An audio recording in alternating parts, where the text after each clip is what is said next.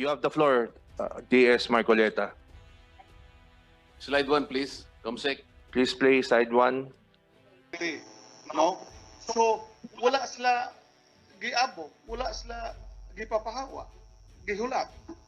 Under our expropriation law, no, which is kining Republic Act 10752, no, this is an act facilitating the acquisition of road right of way, site, or location for national government infrastructure projects. No, kining niya, this is a national infrastructure project because proyekto man kani sa national government ang pondo na asagaa nga gibutang sa DPWH agency. No, it's a multi-purpose building to be used for housing units na ako diha ang covered court facilities of a community, covered court, barangay health center, and other facilities nga gikinahanglan sa mga katawhan in that community. And in this provision of RI 10752, Section 6, Guidelines for Expropriation Proceedings, no, naagibutang dire na whenever it is necessary to acquire. Okay, Mr. Chair. My point there is that DS Waminal already admitted that the expropriation law, the controlling law, is Republic Act 10752. My question to the city administrator, in filing the complaint for expropriation and conscious of the fact that the controlling law is Republic Act 10752, did the city government of Osamis went through the office of the Solicitor General or the OGCC in filing that complaint? Please respond, City Administrator. We have not yet, Your Honor. Not yet. Yes, Your Honor. Mr. Chair, not yet. But they already expropriated the land. As a matter of fact, Mr. Chair, may I interject because my name was mentioned Mr. Chair, on that I particular am issue? trying to explain this. Mr. If DS Waminal keeps on interrupting this representation, DS Ominal, the committee is now in only the Section 2, Rule 2, Section 4. So let's give him a little latitude, please, because we're not yet in the converted into inquiry. So let him, he has the floor, let him proceed uninterrupted. Mr. Chair, it is my right as member of the committee and this House to rise anytime when your name has been mentioned in any inquiry by anybody for you to rise on a personal Yes, and collective privilege. we respect that. To But in this matter, to interject and clarify the statement which I made, Mr. Chair. And I think it is within the role, Mr. Chair, and within my right to Mr. interject, Chair, Mr. Chair. I do not understand the interruption being made by DS Waminal. actually, he's referring to the video to the mention to the city administrator to take as reference only. He is using that only as a reference Yeah, to but the question propounded on the city administrator, sir. yeah, on the basis of the question, Mr. Chair, he was using my statement as an evidence. So that's why I should be made to outright to make a clarification. You will It be pertains, because it yeah pertains. you will be given all the time No, after he finishes his. No, on that particular point. Well, he's Mr. not Chair, challenging your person. I never heard him challenge your person now on this No. here on the floor, here on the hearing. He's mentioning my name, and he is using my name as an evidence of his interpellation. Can you to- cite when did you see your name here? Here, No, this particular instance? When he asked the question to the city administrator, when he said that the Waminal has already admitted that the expropriation law is under... You just such- admitted. Hello, Did you not admit? That is DS Marcoleta, please Mr. Chair, address the chair. the DS Waminal is out of order. He just saw himself. He admitted, he invoked Republic Act 10752. What is wrong in that? There's nothing wrong. He admitted. It's only a premise. That's why I'm asking the city administrator if they went through the office of the OGCC or the Solicitor General, because that is what is supposed to be the provision of law. Please avoid mentioning the name of DS Ominal in your, interpolations. Because he is interrupting me, Mr. Chair. I am not. I have no business mentioning his Yeah, name. please, His please. name has nothing to do with this. Yes, okay. He presented my press conference, Mr. Chair. So As a reference material. yeah, that's why I should be. He's referring. Ikaw yun. Yeah, that's why I should. That's why I should be Hello, allowed to interject. Tinatanong kita, hindi I think the video is self-explanatory. If we debate the video, a 2-minute video with a 10-minute debate, we will not go to what we are finding Anyway, out Mr. Chair, here. I yield, but I am just. I am just. I ordered that DS registering- Marcoleta avoid mentioning the name of DS Ominal just to propound questions on the resource persons. Thank you, Mr. Chair. Thank Anyway, you. Thank you. the city administrator already answered that they did not yet went through the office of either the OGCC or the Solicitor General. And then in his last answer, Mr. Chair, he said that the residents voluntarily vacated their residence. May I ask the COMSEC to please show slides 2, 3, and 4.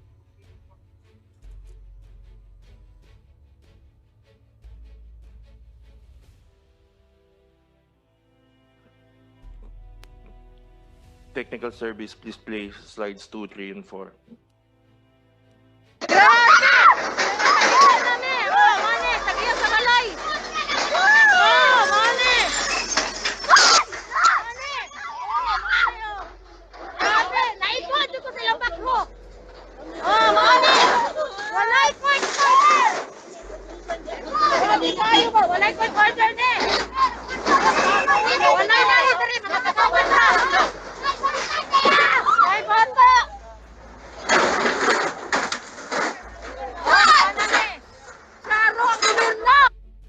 Two, yan, two.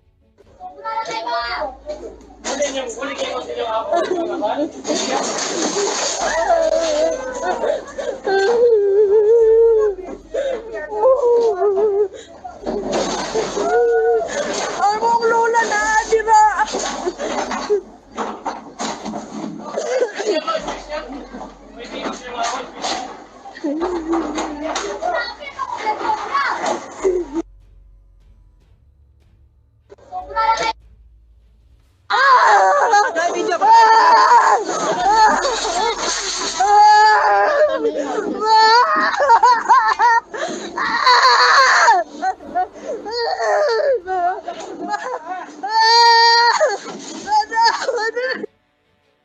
So Mr. Chair, yan po yung voluntary.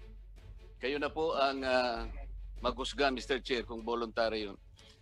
City Administrator, did the writ of possession issued by the court miraculously turn into a title and covered all those lots in the name of the city government? May I? Naging titulo na ba yun? Naging titulo na nung magkaroon ng writ of possession? Naging titulo at lahat nung in-expropriate ninyong lupa napunta na sa pangalan ng Osamis City? If your honor, please. No. Yes or no? Nung mag-issue ng writ of possession, na-convert na into a title, pagkatapos lahat ng mga lupa na yun napunta na sa pangalan ng city administrator, ng city government? Yes or no? No, your honor. Okay, no.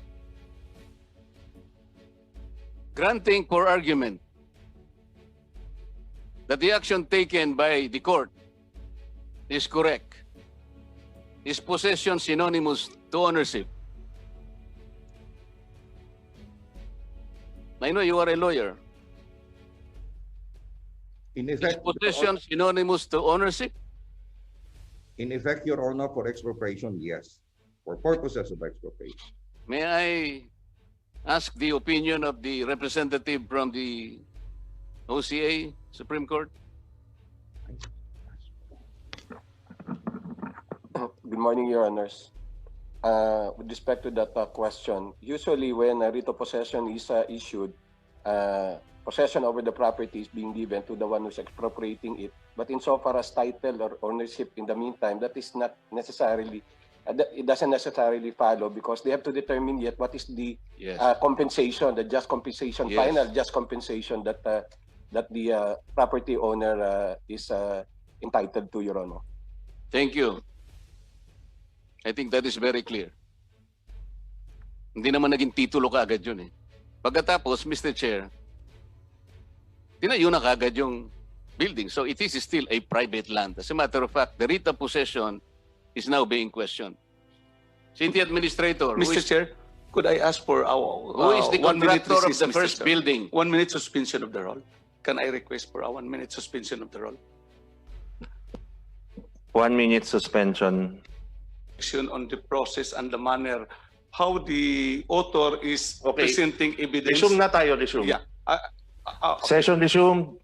Thank you, Mr. Chair. Mr. Chair, may I manifest my continuing objection for the record on the manner how the author is presenting or adjudicating evidence in support with his allegation, because as earlier stated, the persons invited, the government officials, are resource speakers.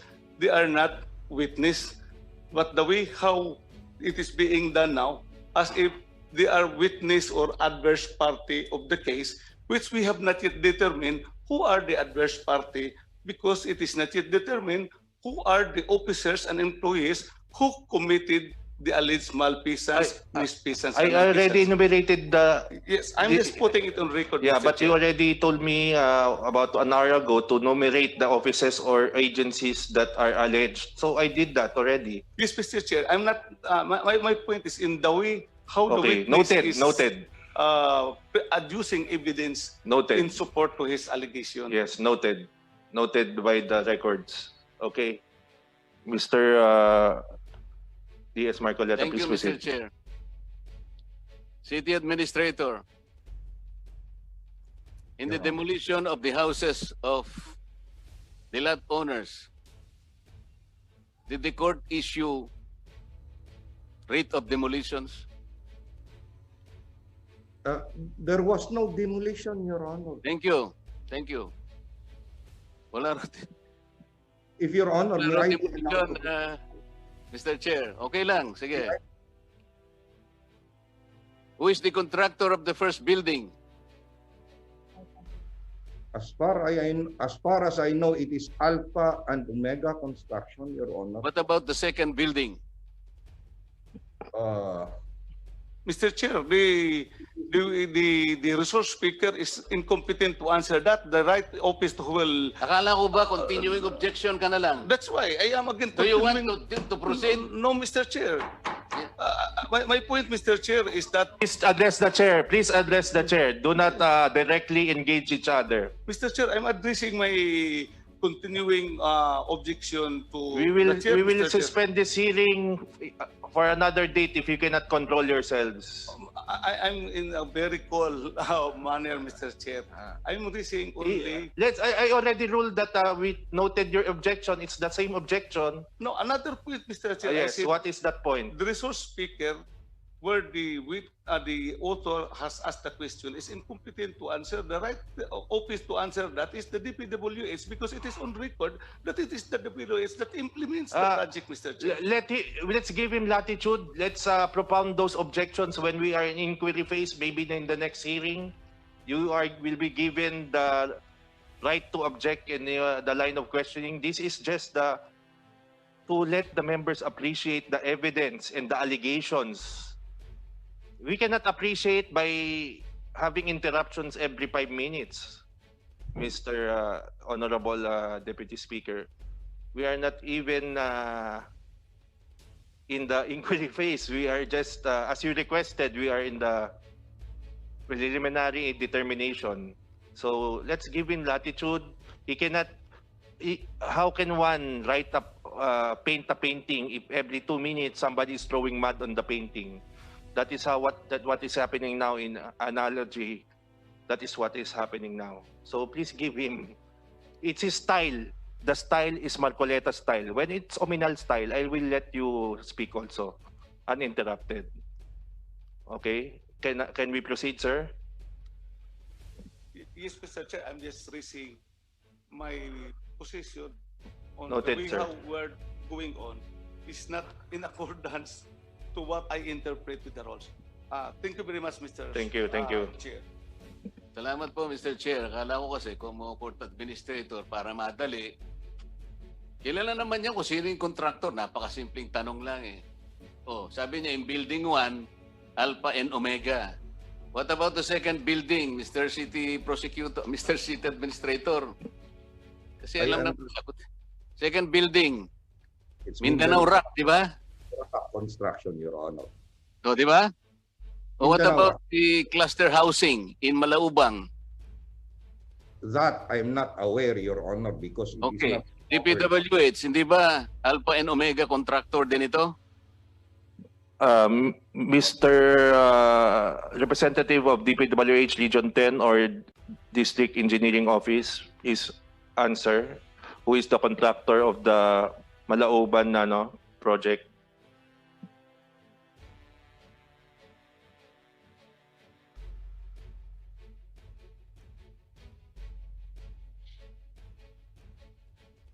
In my record, Mr. Chair, it is still Alpha and Omega construction development. Please confirm, DPWH. Anybody in Zoom? They are well represented in Zoom. Please answer. Of the third project. Yeah, yes, sir. For the Malaubang project, it is Alpha and Omega General Contractor and Development Corporation. Thank you. Thank you po. Thank you. Question to Alpha and Omega contractor. I think he's at Zoom. Comsec. Alpha Omega representative, please answer the questions of the Marcoleta. Are you there? Yes, I'm here. Where is your headquarters located? We are located in Pasig City, Manila. In Pasig City. Yes, sir. How many heavy equipment did you transport from Luzon to Summit City?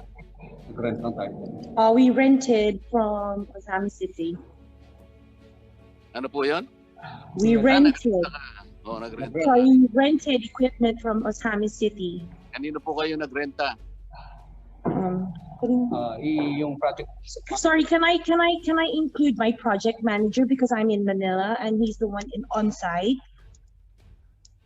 Yes. Mr. Alex Liam. Good morning po, Your Honor. Kanino kayo nagrenta ng heavy equipment? Good morning, sir. Yes. Ah, Good morning. yes, Kanino sir. kayo nagrenta ng heavy equipment in constructing the first building in Osami City? Nag-rent po tayo sa DL Enterprises po, Your Honor. Kanino po? Sa DL Enterprises po, sir. DL Enterprises. Yes, sir. Yes, Your Honor. Okay. When did you receive the notice of award? The notice of award was issued on September 10, 2019 po, Your September 10. Honor. 2019, right? Yes, Your Honor. And the notice to proceed was received on September 23, 2019. Is that correct? Yes. Yes, yes, Your Yes. Honor. I have all these documents. When did you Yes. actually commence construction of the first building? May 5 po, Your Honor. Huh? May May 5, 2020 po, Your Honor. Year. Po, sorry po. What year? 2020. Okay. The notice to proceed is September 23, 2019, and you actually commenced construction in May 2020. There is a delay of 8 months. Will you explain that?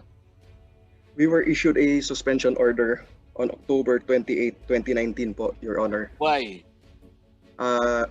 Dahil di pa available ang area. Is that correct? Correct po, Your Honor. Okay. Because the city government is yet to file an expropriation complaint in January 18, 2020. You know that? Yes, Your Honor. Okay. Who is the project engineer doon sa Building 1? What is the name? Who will be answering that question po, Your Honor? Ano yon?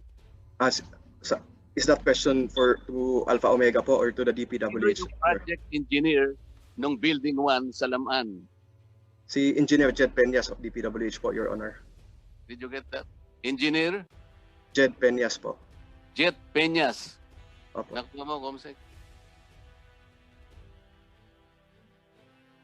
How did you prepare the location before the actual construction of the building took place?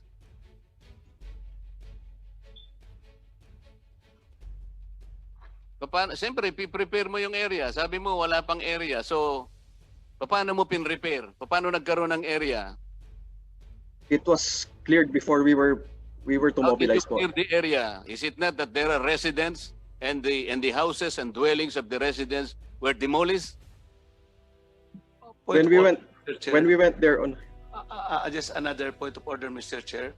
On Ito the na naman tayo, jurisdiction Mr. of Chair. on this particular issue. I Ito would na just naman like to know, tayo. Mr. Chair, because under our role, the jurisdiction of the I good am government is asking, only Mr. Chair, the contractor. I am government not asking officials DS Waminal. and employees. DS Waminal is out of order, And Mr. Chair. the one that is being- Let me speak, DS Omenal and DS Marcoleta. The ruling of the chair is like in the Sandigan Bayan, if there is a case and it involves at least one government officials, all private respondents are part of that case.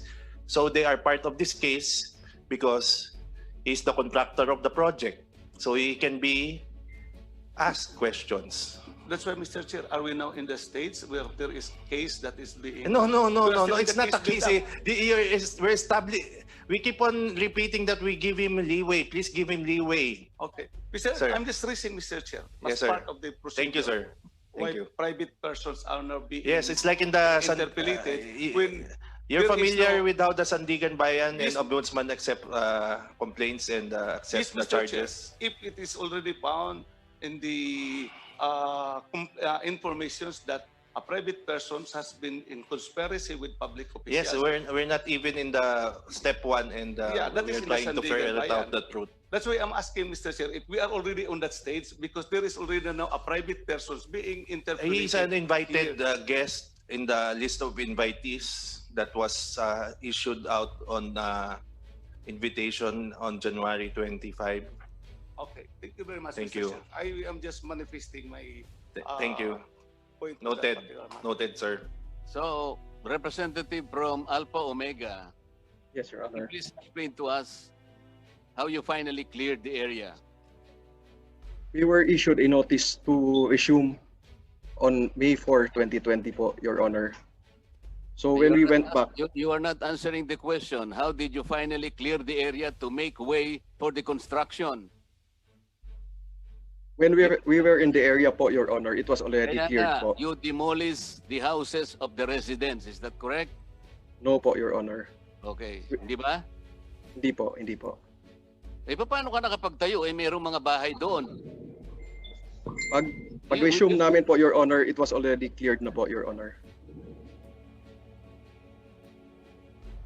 Na-clear na lang. Biglang ang mga bahay biglang nawala. Ganun ba 'yon? Hindi You naman did po, not Your know- Honor. You did not know that the residents were demolished, Mr. Contractor? Did you Hindi not po, know Your that? Honor. No. Did you Po, not Your know Honor. that? You're supposed to be the contractor. Kaya hindi ka makapag-proceed, kaya meron kang 8 months na delay dahil nga hindi pa ready yung area. Hindi mo alam kung paano naging ready? We were informed that they voluntarily demolished po, Your Honor. You were informed that they were voluntary demolished. Nakita mo ba yung showing kanina nung mga video clips? Hindi Is po that site your namin yun, Your voluntary? Honor. Did you see the video clips? Yes, The Your training? Honor. You call that voluntary? Hindi po site namin yun, Your Honor. I know, but is that voluntary? Kasi sinasabi mo voluntary, hindi mo pala alam ngayon, nagsasabi ka voluntary. Okay. Comsec.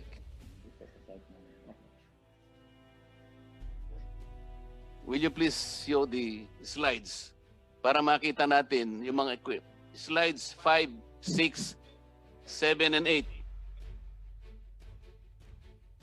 Technical service, please show slides 5, 6, 7, and 8.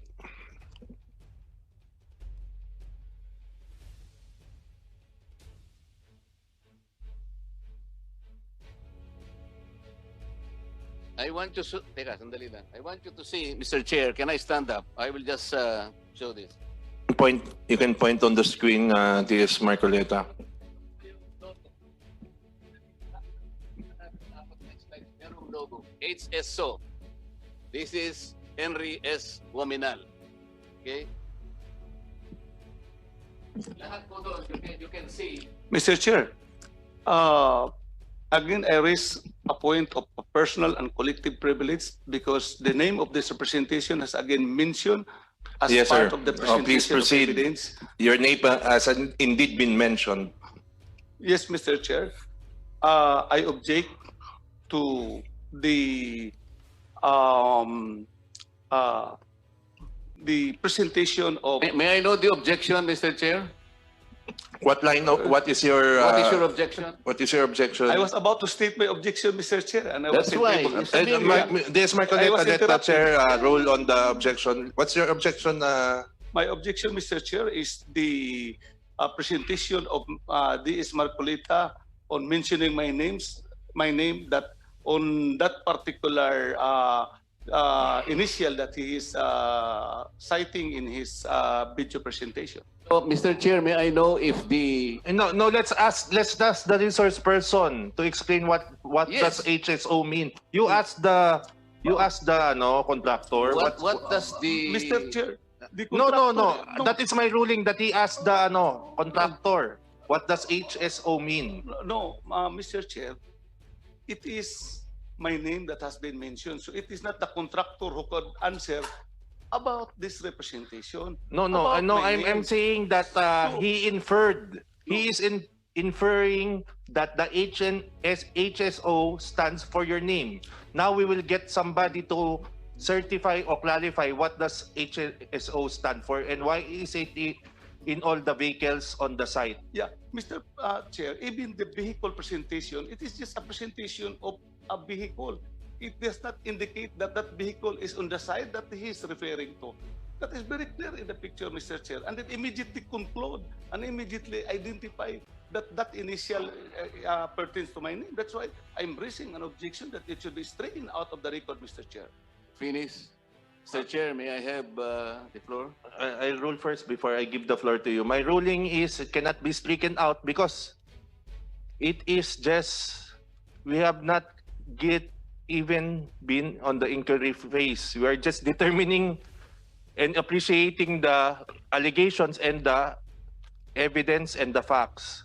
So I am instructing DS Marcoleta to avoid mentioning the name, as I told you 10 minutes ago, of DS Henry Uminal. Please propound all questions to the resource persons to ferret out the truth, sir. Thank you, Mr. Chair. Kasi ang nangyayari rito, nagtatakipan. Yung contractor, sabi niya, nagrenta na lang siya. You remember, I asked him how many equipment did he transport from Luzon to Mindanao. Ang sabi niya, nagrenta. Pagkatas tinanong ko kung kanino nagrenta, may sinabi siyang contractor. Pero yung lumilitaw, Mr. Chair, ito logo ng company ng DS. Ayokong banggitin ang pangalan na palaging nag-i-interrupt. Okay? Mr. Chair, O hindi ko binabanggit ang pangalan mo.